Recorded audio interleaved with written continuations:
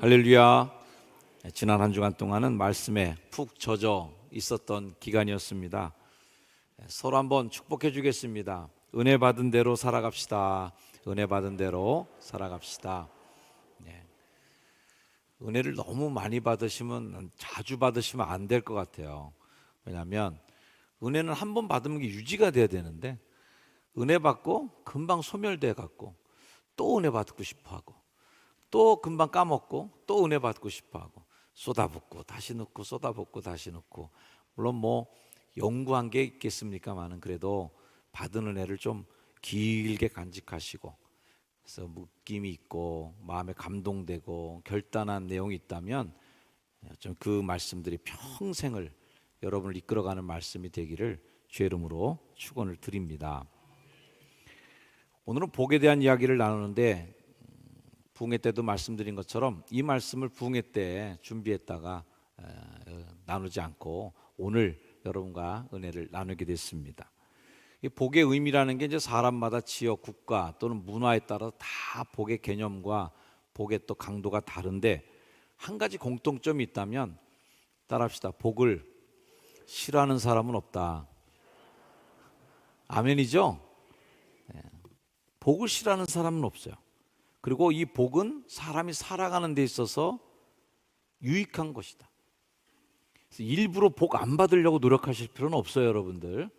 우리가 기복신앙, 그래서 복에 대한 것을 좀 비판한적으로 시각을 보긴 했지만, 거꾸로 복 안 받으려고 신앙생활하는 사람이 있겠어요? 다 복 받으려고 신앙생활 하는데 억지로 복을 안 받을 필요는 없어요. 옆 분에게 다시 한번 인사해 주세요. 억지로 복 안 받기, 말이 꼬이네요. 억지로 복을 밀어내지 맙시다. 시작. 억지로 복을 밀어내지 맙시다. 일부러 그러실 필요 없어요. 기복신앙 안 좋아, 나는 그래서 복 안 받을 거야, 이러실 필요까지는 없으세요. 복 받을 건 꼭 받으시기를 주의 이름으로 축원합니다. 기복신앙이 왜 안 좋은가 하면, 이 본질과 비본질이 뒤바뀌어 갖고서 이게 안 좋은 거죠. 하나님 잘 섬기다가 당연히 복을 받아야 되는데, 복을 받으려고 하나님을 섬기게 되는 이 주객이 바뀌어지는 거를 하지 말라는 거예요. 어쨌건 복은 꼭 여러분들이 누려야 될 하나님의 은혜임을 아시기를 바랍니다. 기복신앙이 아니라 우리는 참된 복을 누릴 자격이 있는 사람들이에요. 그리고 마땅히 그렇게 살기를 하나님이 원하고 계십니다. 아멘. 하늘의 복, 하나님이 주시는 은혜의 복을 누리는 우리 효성중앙교회 성도들 되시기를 주의 이름으로 축복합니다. 아브라함을 하나님이 골라내셔서 한 사람을 딱 찍어서 이 사람의 씨로, 이 사람의 후손들로 하여금 믿음의 샘플이 되게 하고 복의 모델이 되게 해서 이 사람에게서 나온 민족이 하나님의 언약을 이루는, 하나님의 구원의 역사를 이루나가는 축복의 통로가 되어야 되겠다 생각해서 아브라함을 딱 찍어서 부르십니다. 그리고 순종의 열매로 복을 주마 약속하셨어요. 그 말씀이 우리가 잘 아는 창세기 12장 1절부터의 말씀인데, 이 짧은 약속 안에 무려 복이라는 의미를 담은 명사형, 동사형 다 포함해서 5번이나 그 복이라는 의미가 나옵니다. 한번 읽어볼게요. 1절부터 3절까지 시작. 여호와께서 아브라함에게 이르시되 너는 너의 고향과 친척과 아버지의 집을 떠나 내가 네게 보여줄 땅으로 가라. 내가 너로 큰 민족을 이루고 네게 복을 주어 네 이름을 장대하게 하리니 너는 복이 될지라. 너를 축복하는 자에게는 내가 복을 내리고 너를 저주하는 자들에게는 내가 저주하리니 땅의 모든 족속이 너로 말미암아 복을 얻을 것이라 하신지라. 아멘. 그래요. 나를 향한 하나님의 계획 속에는 복이 숨겨져 있습니다. 어떤 사람은 그 복을 발견해서 차지하는 사람도 있을 것이고, 어떤 사람은 그 복을 발견하지도 못한 채 죽음을 맞는 이들도 있을 거예요. 어린 시절 소풍 가면 보물찾기 하잖아요. 아무리 지나가도 그 보물을 못 보는 분들이 있더라고요. 나뭇가지에 숨겨져 있고 돌을 들추면 나오기도 하고 나무 그 옹이에 들어있기도 하고 여러 곳에 숨겨진 거를 아주 잘 찾아내는 친구가 있어요. 서너 개씩 막 찾는 사람이 있어요. 그래서 못 찾은 사람에게 막 나눠주잖아요. 인생을 살아가면서 하나님께서 우리에게 복된 사람이 되라고 그래서 복을 다 심어주셨는데 그 복을 만나지도 못한 채 나는 왜 이렇게 박복한가, 나는 이렇게 복이 없어 하면서 지나가는 이들도 있고, 어떤 이들은 코너마다 숨겨져 있는 복을 다 찾아가면서 말이죠, 그 복을 누리는 이도 있다. 오늘 우리가 보아야 될 이 이삭의 이야기 속에는 어떻게 복을 찾는지, 그 복을 어떻게 누리는지에 대한 모델적인 이야기가 이 안에 담겨 있습니다. 그래서 이 창세기 26장을 이름 붙이기를 축복의 전시장이다 이렇게 불리울 만큼 하나님께서 하나님을 순종하는 자들이 따르는 자들에게 주시는 복을 잔뜩 쇼윈도에 전시를 해놓은 장이 26장이에요. 이삭은 창세기의 많은 영웅적인 인물처럼 그다지 주목받는 인물은 아니에요. 그 아버지 아브라함처럼 뭐 롤러코스터를 타는 것처럼 아주 기기묘묘한 인생을 살아가고, 또 자식처럼 야곱처럼 그렇게 뭐 엄청난 반전의 인생을 살아가는 사람은 아닙니다. 어쨌든 묵묵하게 아버지의 뒤를 이어서 그 축복을 자녀대로 흘려보낸, 그렇게 좀 주목받지 못하는 사람일 수 있어요. 그런데 한편으로 생각하면 그게 참 복이더라고요. 여러분, 이삭의 복이 낫겠습니까? 야곱의 복이 낫겠습니까? 야곱의 복을 받고 싶으신 분은 그렇게 하세요. 네. 난리를 치면서 아버지의 떠나죠. 막 라반의 집에 가서 막 그냥 난리 쳐갖고서 간신히 그거 뜯어갖고 오는데 형 또 만나갖고 겁나갖고 또 그 야복강가에서 그 난리를 쳐대고요 말이죠. 뭐 이렇게 사시려면 사시고요. 이왕이면 이삭의 복을 누리시기를 축복합니다. 이삭이 받은 축복 중에 또 하나는 자신이 거주하는 그 약속의 땅에서 뿌리가 뽑히지 않은 채 평생을 살았다는 거예요. 아브라함도 그랬고요. 가인, 노아, 아브라함, 요셉, 그다음에 야곱, 요셉들 다 보면 어쨌든 기근이 들었던, 자기가 잘못했던 간에 그 자리에서 뽑혀져 갖고 다른 예국으로 가기도 하고 이런저런 우여곡절을 많이 겪게 되는데, 이삭은 어쨌든 자기가 태어난 곳에서 복을 누리다가 거기서 죽습니다. 그 약속의 땅에 든든히 뿌리를 내리고 사는 삶, 우리들도 그런 소망이 있잖아요. 고향에서 자라서, 고향에서 잘 살다가, 고향에서 만약에 우리가 숨을 거두게 된다면 다들 그거 부러워할 겁니다. 타향살이 몇 해던가 이렇게 노래하면서 말이죠. 예, 오늘도 이 나그네 길을 걷는다, 이렇게 처량한 인생이 아니라 고향이라는 게 좋잖아요. 어쨌든 이 이삭은 그 땅에서 벗어나지 않고 계속 축복을 누린 사람, 그런 면에서 이삭이 다른 창세기 인물들하고 많이 비교가 됩니다.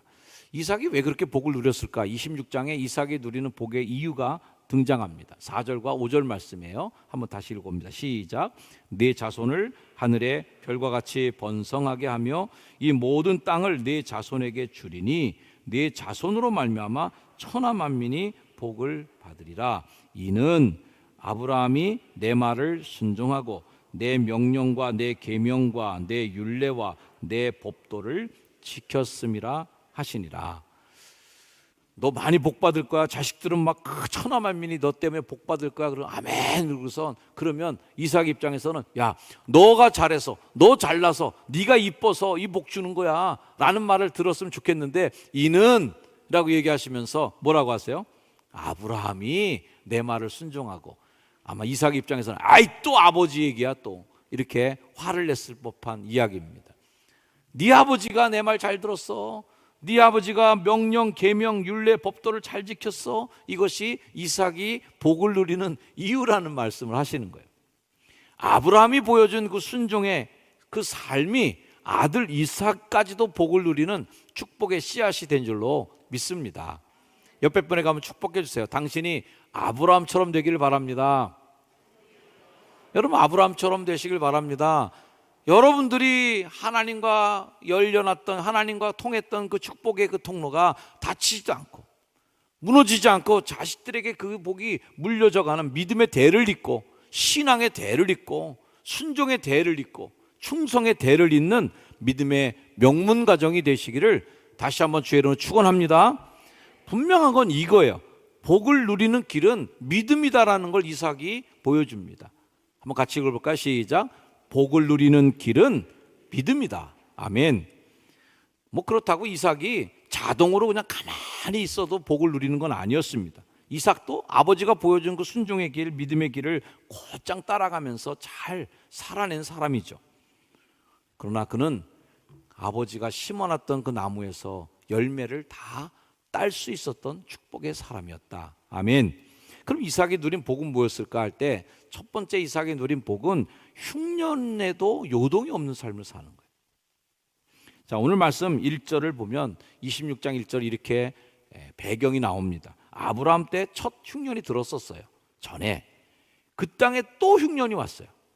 아브라함 때 흉년이 있었을 때 아브라함이 기근을 피해서 이집트로 피신 갔잖아요. 가서 자기 아내를 뭐 누이라고 어쩌고저쩌고 하도 그 뭔가 스토리가 또 있어요. 그런 일들이 있었던 그때 이후로 또 흉년이 왔어요.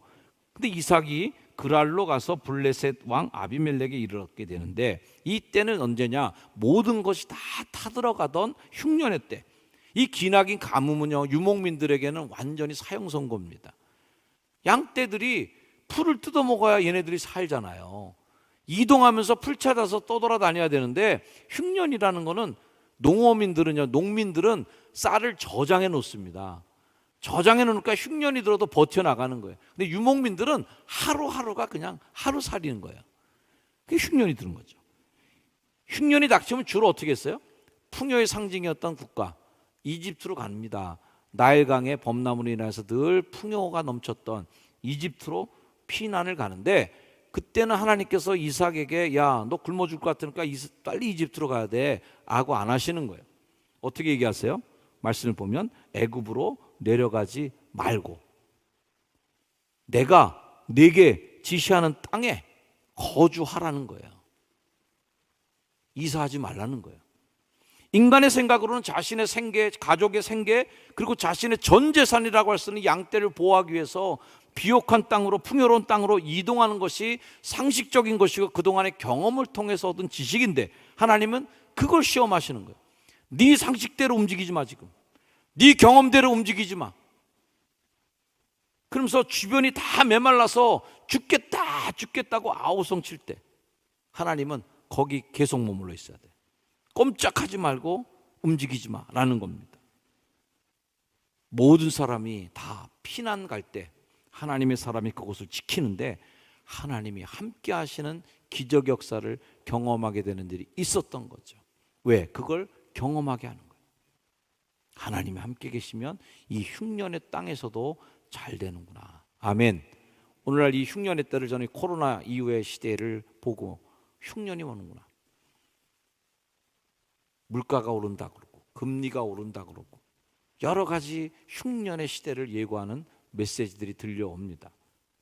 하나님께서 그 흉년을 피해서 도망치라고 하는 게 아니죠. 하나님 어떤 분이신가? 이사야 41장 말씀 한번 같이 읽어보겠습니다. 시작.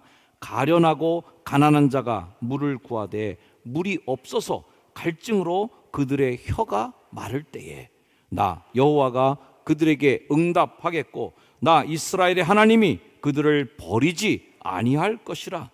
내가 헐벗은 산에 강을 내며 골짜기 가운데 샘이 나게 하며 광야가 못이 되게 하며 마른 땅이 샘 근원이 되게 할 것이며, 내가 광야에는 백향목과 시띠나무와 화석류와 들감람나무를 심고 사막에는 잣나무와 소나무와 황양목을 함께 두리니 무리가 보고 여호와의 손이 지으신 바요 이스라엘의 거룩한 이가 이것을 창조하신 바인 줄 알며 함께 헤아리며 깨달으리라.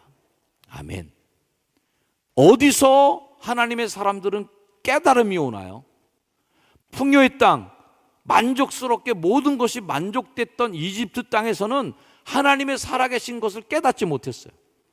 출애굽해서 홍해에 맞닥뜨리고 광야에 나와서 물이 없는 땅, 갈증의 땅에 도착하니까 깨닫게 된 거예요. 아, 사람이 떡으로만 사는 게 아니라 하나님 입에서 나오는 말씀으로 사는 것을 뼈저리게 알게 되고, 하나님이 불기둥과 구름기둥으로 인도하지 아니하시면 내가 하루도 못 버티고 죽는구나, 하나님의 기적을 매일 체험하는 것으로 깨달으며 사는 인생이 시작되는 거죠. 하나님은 이삭이 그곳에서 깨닫기를 원했어요. 떠나지 마. 이집트로 내려가지 마. 이집트로 내려가면 거기에 풍요가 또 너를 길들이게 될 거야. 사랑하는 성도 여러분, 여러분의 자리를 지켜내시기를 주의 이름으로 축원합니다. 하나님 말씀하세요. 이 땅에 거류하면 그러면 내가 너와 함께 있어. 아멘. 그 자리를 지켜내고 그 자리를 버텨내면 내가 너와 함께 있어서 너에게 복을 주고 내가 이 모든 땅을 너와 네 자손에게 주리라. 아멘. 흉년의 때에라도 예배의 자리를 지키고 흉년의 때에라도 섬김의 자리를 지키고 그 자리를 지킬 때 내가 너와 함께 있겠다. 그래서 그 흉년의 자리에서 하나님의 기적 같은 삶을 맛보게 되는 놀라운 역사가 일어나는 줄 믿습니다. 사역의 자리, 헌신의 자리, 하나님의 자녀가 있어야 될 그 자리를 지켜낼 때 하나님은 약속하신 아버지에게 약속한 아브라함과 약속하신 약속을 포기하지 아니하시고 약속을 지키시는 하나님이 여러분과도 그 약속을 지켜내실 줄로 믿습니다. 이삭의 누린 두 번째 복은 100배의 소출을 얻는 복을 누렸다는 거예요. 대대로 유목민으로 살아왔던 이삭이 농사를 져서 100배의 소출을 얻었다는 것은 깜짝 놀랄 만한 일입니다. 경험도 없을 텐데 말이죠. 26장 12절 이삭이 그 땅에서 농사하여 그 해에 100배나 얻었어요. 왜 그랬을까? 여호와께서 복을 주심으로요. 아멘. 그렇게 복을 주시니까 그 사람이 창대했어요. 왕성해졌어. 마침내 거부가 되었어. 양과 소가 떼를 이루고 종이 힘이 많음으로. 이거 다 우리가 밑줄 쫙쫙 긋고 싶은 성경 말씀이잖아. 야, 이렇게만 되면 너무 좋겠다. 아멘. 나도 좀 이렇게 되면 좋겠다. 100배 결실. 아이고 감사해 하나님. 창대해, 왕성해, 거부가 돼. 양과 소와 떼가 너무 떼를 이루고 말이죠. 종들이 많아져. 종업원들이 많아져. 이런 거 다 부럽잖아요. 인간의 죄로 인해서 땅은 엉겅퀴와 가시를 내면서 인간에게 반항하게 돼 있습니다. 땅은 인간에게 거역해요. 근데 그 땅이 하나님의 사람에게 순종했던 거예요. 땅이 거부하지 않는 거예요. 그러니까 열매 맺는 거죠. 인간이 노력한다고 풍년이 오지 않습니다. 하늘이 돕는 거죠. 이삭이 그 경험을 하는 거예요. 땅이 엉겅퀴와 가시를 내면서 나한테 반발하고 나를 대항하는 것이 아니라 순응해주고 내 계획대로 움직여주는 복을 누리는 거죠. 삶을 팍팍하게 만드는 여건이 믿음의 사람을 더 빛나게 해줍니다. 흉년의 때에 이삭이 짓고 있는 농사 그 구역이 녹색으로 바뀌어 있는 걸 보고 사람들이 보는 거죠. 아까 이사야 말씀을 보면서 사람들이 무리가 보고 여호와의 손이 지으신 바요 이스라엘의 거룩한 이가 이것을 창조하실 것을 헤아리며 깨닫게 되는, 여러분들이 그런 축복의 증거물이 되기를 주의 이름으로 축원합니다. 옆에 분을 축복해 주세요. 당신은 하나님이 살아계신 것을 증거하는 증거물입니다. 당신은 하나님이 살아계신 것을 증거하는 증거물입니다. 깨달으리란 말이죠. 세상이 아무리 어렵다 해도 하나님의 사람이 서 있는 곳은 생명이 움트는 자리가 될 줄로 믿습니다. 좋은 땅이기 때문에 그런 게 아니에요. 흉년이 들었던 모든 환경이 다 갖춰졌기 때문에 그런 게 아니었어요. 하나님이 인정하는 복의 통로인 사람이 거기에 있으므로 그 일이 일어나는 거예요. 여러분이 있는 그 자리, 여러분이 서 있는 그 자리, 여러분이 속해 있는 삶의 자리 속에 하나님의 축복이, 그 약속이 여러분을 통해 이루어지기를 축복합니다. 요셉이 노예로 잡혀가서, 종으로 잡혀가서 남의 집에 일해도 그 요셉은 하나님을 증명하는 사람이 됩니다. 이게 창세기 39장 3절 말씀이에요. 그의 주인이 여호와께서 그와 함께 하심을 봤어요. 우리 집에 온 그 낯선 종이 하나님이 함께하는 걸 주인이 알게 됐어요. 또 여호와께서 그의 범사에 형통하게 하심을 보았어요. 여러분, 그걸 보여주는 증거물이 되시기를 축복합니다. 이 나오는 말씀 한번 같이 읽어보겠습니다. 하나님의 자녀가, 시작. 하나님의 자녀가 머무는 곳은 저주가 축복으로 바뀔 것입니다. 땅은 그 능력 이상의 생산력을 발휘하게 될 것입니다. 여러분의 삶에 이런 나타나는 증거로서의 축복이 임하기를 축원합니다. 또 하나 이 이삭이 받은 복은 부러움을 사는 시기를 받는 대상이 되는 복이에요. 이삭의 형통함은 주변에 시기를 샀습니다.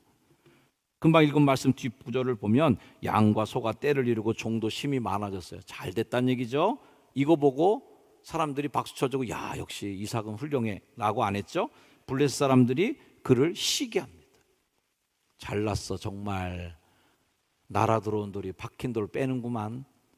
그리고 아버지 아브라함 때 그 아버지의 종들이 판 모든 우물을 다 막아버립니다. 흙으로 다 메꿔버립니다. 저주죠. 영적인 것에 좀 부러움을 가져야 되는데 말이죠. 목사도 요번에 우리나라를 방문한 빈살만, 우리는 꽉 찬 살만 갖고 있는데 그 빈살만 갖고 있는 분이 이름은 빈살만인데 엄청나게 부자라고 그래요. 뉴스를 보다 보니까 야 부럽다. 그 양반이 자는 방이 하룻밤에 2,200만 원짜리 롯데호텔 스위트룸에서 자고 있대요. 며칠만 자도 그냥 바로 1억이 나오는 방이죠. 사진을 보니까 그 양반이 딱 가운데 앉아있고 우리나라 재벌 총수들이 다 겸손하게 딱 두 손을 모으고 영적에 쭉 앉아있는 모습이 나오는데 누가 그 사진에다 설명을 달았더라고요. 빈살만 위에다 3천 이렇게 써놓고 3, 2, 1, 3조, 2조, 1조 이렇게밖에 재산이 없는 거래요. 우리나라 최고의 총수들이 허하는 소리가 저절로 나오더라고요. 이 3천조 원이라는 단위가 얼마나 큰지 상상도 안 되다 보니까 여러분들은 별로 부러워하지도 않을 것 같아요. 집에 한 300조씩은 다 갖고 있잖아요 우리가. 그죠? 그분의 별명을 들으니까 기가 막히더라고요. 그분의 별명이 미스터 에브리띵이에요. 그분은 안 될 일이 하나도 없는 거예요. 모든 것을 다 할 수 있는 사람, 모든 것을 꿈꾸면 다 이루는 사람. 한국말로 바꾸면 미스터 전능 이거예요. 우리 하나님이야 그분이. 못 이룰 게 하나도 없으시대. 3천조 원의 힘으로.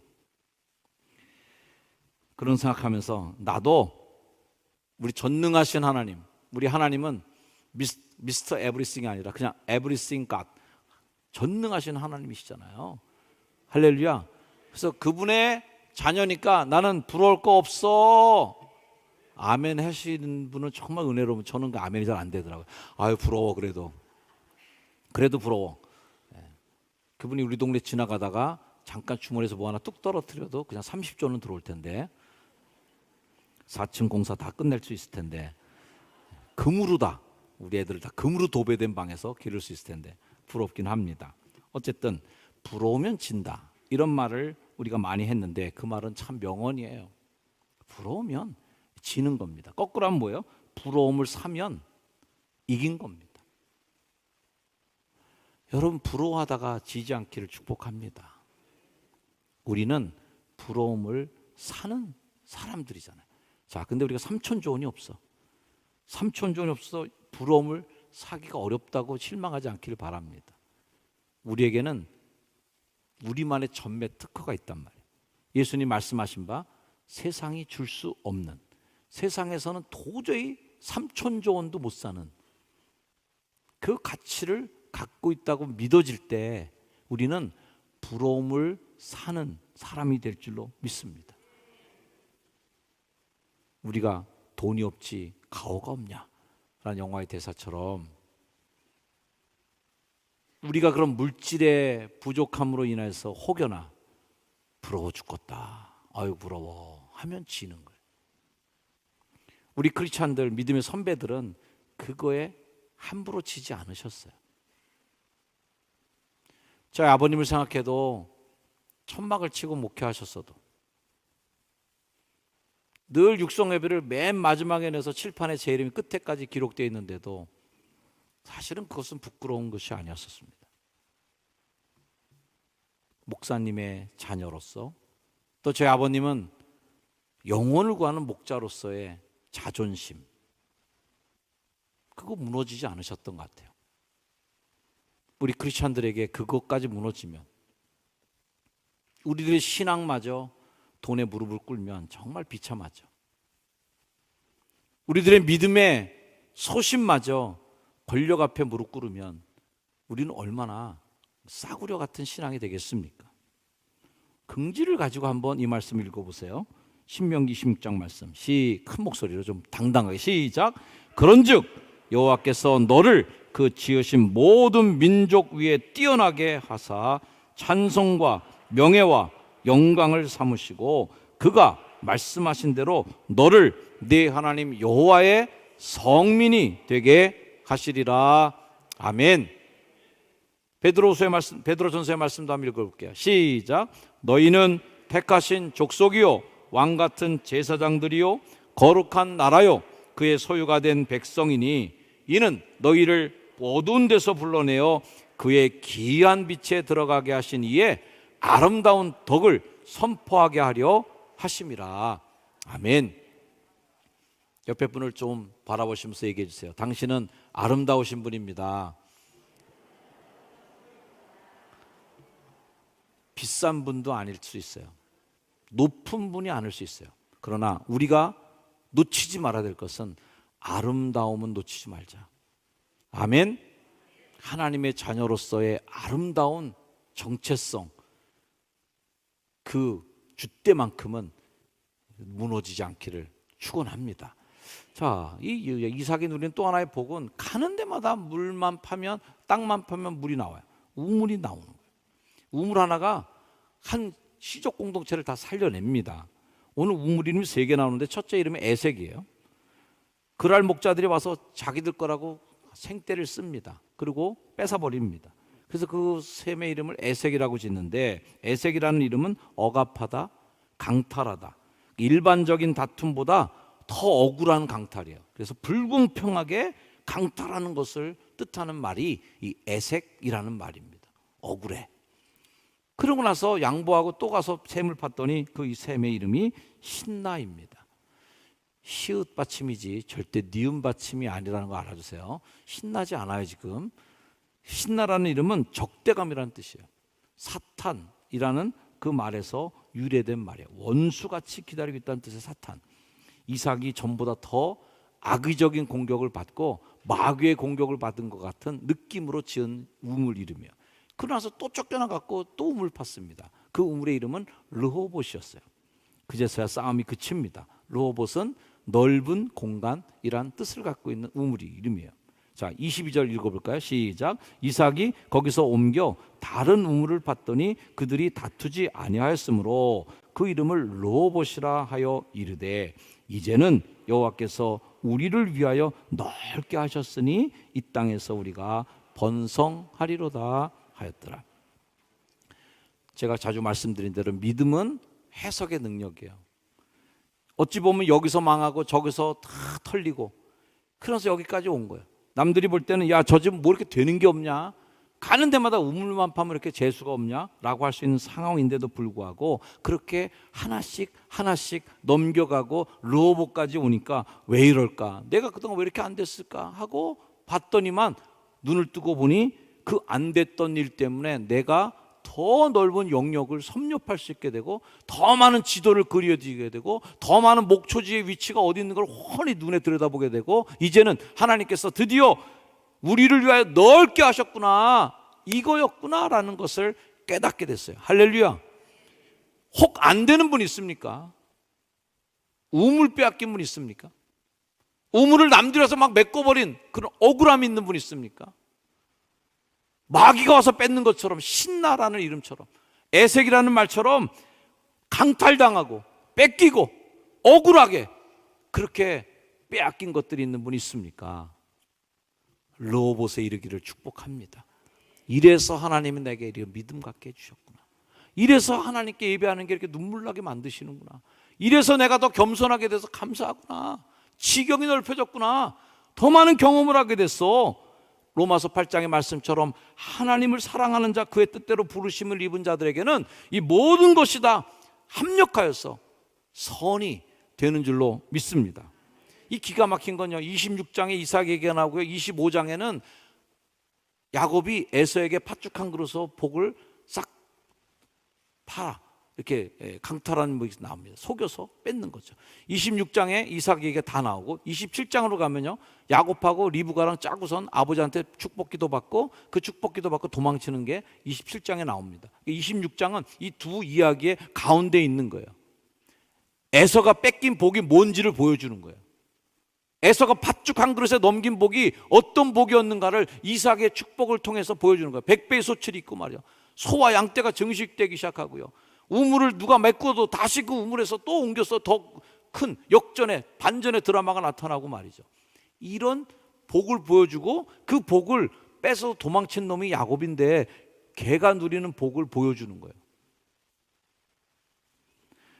기가 막힌 스토리 연결입니다. 에서가 실수로 뺏긴 복이 뭔지를 그 26장을 바라보면서, 이삭의 복을 보면서, 야, 얘가 이런 복을 누리래가 이걸 다 뺏겼구만. 그러면서 그 복을 뺏어갖고 도망치는 야곱이 앞으로 쟤는 이런 복을 누리겠구나라는 것을 여는 문이 바로 26장이라는 거죠. 이것 통해서 우리는 신앙 고백할 수 있는 게 뭐냐면, 복의 주권은 하나님께 있다는 거예요. 이삭이 야곱에게 안수하고 눈이 안 보여갖고 털 있는 것처럼 속여서라도 받은 복인데 그 복이 흘러가는 걸 보세요. 축복을 현실로 만드는 것은 순종인데 이삭이 그렇게 순종함으로 복이 현실로 나타난 걸 보시오. 이게 여러분이 누려야 될 축복이 되기를 주의 이름으로 축원합니다. 오늘 말씀은 이삭의 복을 누리라는 말씀입니다. 이삭의 후손인 야곱도, 또한 지금 현재를 살아가는 여러분도 이 이삭의 복을 누릴 수 있는 분들이에요. 이삭이 누린 그 축복이 우리 효성중학교의 성도들의 삶에도 그대로 흘러나가는 복이 되기를 주의 이름으로 축원합니다. 기도하겠습니다. 하나님, 감사합니다. 우리 효성중학교 성도들 흉년 중에도 하나님 100배의 소출을 얻는 기적의 복의 역사가 나타나게 하여 주시고, 우물이 뺏겨도, 우물이 메꿔져도 또다시 새로운 꿈과 비전을 가지고 다른 우물을 또 파고 할 때마다 샘이 터져나오는 기적 역사가 나타나게 도와주시고, 결국 그 고난을 통하여 얻어질 로봇을 만날 때 하나님께서 우리의 지경을 넓혀주셨노라고 더 큰 복을 누리게 되는 승리자 성도들 되게 하옵소서. 예수님의 이름으로 간절히 축복하며 기도하옵나이다. 아멘. 우리 자리에 일어나셔서 우리 함께 결단 찬양. 너는 담장 너머로 뻗은 나무, 야곱의 축복인데 야곱의 누릴 축복을 우리도 사모하면서 이렇게 찬양하겠습니다. 박수하면서 찬양하겠습니다. 너는 담장 너머로 뻗은 나무, 가지에 푸른 열매처럼 하나님의 귀한 축복이 삶에 가득히 넘쳐날 거야. 너는 어떤 시련이 와도 능히 이겨낼 강한 힘이 있어. 전능하신 하나님께서 너와 언제나 함께 할 수 있니? 너는 하나님의 사랑, 아름다운 하나님의 사랑. 나는 널 위해 기도하며 내 길을 축복할 거야. 너는 하나님의 선물, 사랑스러운 하나님의 열매, 주의 품에 꽃 피운 나무가 되어줘. 아멘. 여러분 모두가 그런 나무가 되기를 주의 이름으로 축원합니다. 이제는 그런 마음의 소망을 품고 이삭의 축복, 이삭이 누린 축복의 순종의 열매를 꿈꾸며 힘차게 세상으로 나아가는 거룩한 주의 백성들 머리 위에 예수 그리스도의 은혜와 하나님의 사랑과 동행하시며 앞서시는 성령님의 은총이 영원토록 늘 항상 함께 하시기를 간절히 축원하옵나이다. 아멘.